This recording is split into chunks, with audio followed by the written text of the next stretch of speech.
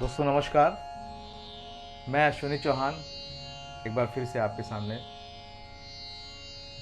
जैसे कि पिछले क्लास में हमने सुर के बारे में बात की थी और सुर कैसे लगाएं, सुर क्या होता है, कैसे उसका अभ्यास करें, कैसे रियाज करें, ये मैंने आपको बताया था।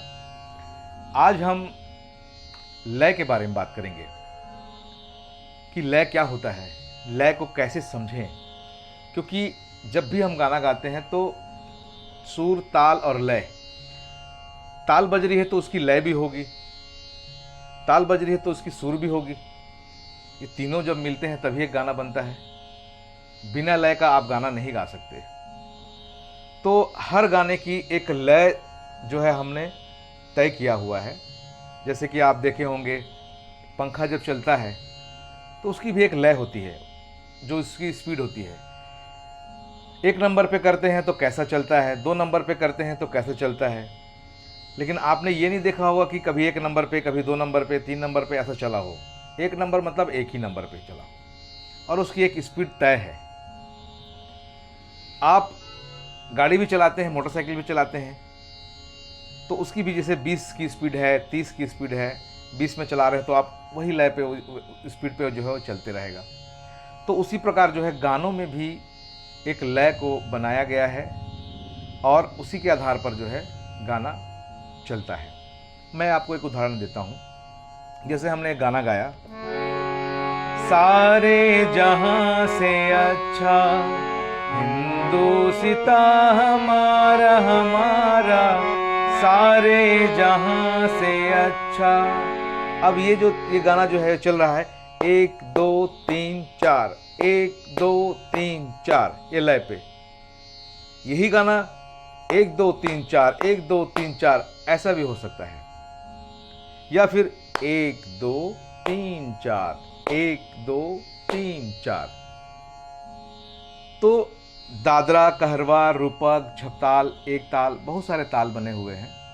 लेकिन उन तालों को जो है जब हम गाना गाते हैं तो हमारी गाने की चीज जो लय है उस हिसाब से जो है उसको ताल को बजाया जाता है। तो ये समझ लीजिए, मैं सीधी भाषा में अगर कहूँ तो हर चीज़ की एक चाल होती है और हर चीज़ की चाल के साथ साथ में उसकी एक टाइमिंग होती है। जैसे आप पैदल भी चलते हैं तो कभी धीरे कभी ज़्यादा होता है, तो आप एक चाल पे चलते हैं 1 2 3 4 ऐसे करके। तो यही लय है। और किसी भी गाने में अगर लय नहीं है तो गाना आप नहीं गा पाओगे, गाना अच्छे से नहीं होगा। इसलिए जो है हर गाने की ताल और लय को जो है बराबर मैचिंग करके उसको सेट किया जाता है, तब जाकर के जो है गाना आप अच्छे से गा पाएंगे। जैसे मैंने अभी उदाहरण दिया, आपको 2-3 उदाहरण दिए हैं, पंखे का, मोटरसाइकिल का, आप चलने का।